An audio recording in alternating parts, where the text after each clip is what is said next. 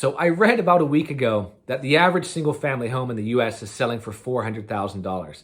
And I think for a lot of folks in the country, that's a lot of money. They can't believe that we've hit these crazy price points.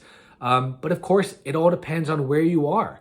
Here in Los Angeles, I think we'd all be lining up at that front door to maybe buy that home for 400, or certainly take a look at it, because that sounds pretty good here in LA.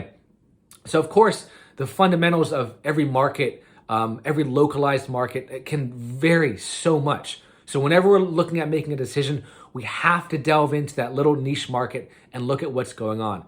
And when I say the fundamentals, I mean the price points, supply and demand, what's the competition look like for buyers, how many price reductions are there, what are the active listings on the market right now.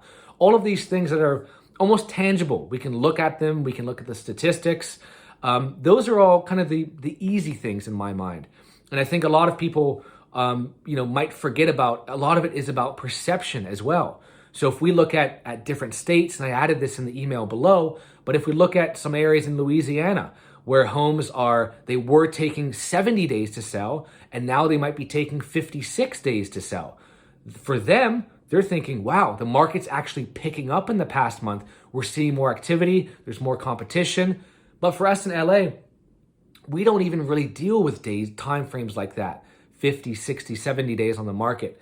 And if we are, we're thinking, well, what's going on? What's wrong with the home? There's got to be something going on, right? So in Louisiana, they're thinking, wow, we're getting close to 50 days on the market. Things are moving quicker. Here, totally different, right? So in Los Angeles, if homes are taking 2 weeks to sell, and all of a sudden they're taking 3 weeks to sell, which they are roughly right now, I think that's a healthy change. And it was something that was anticipated. And I think all of us knew we couldn't keep going at the pace that we were going for the past year or two.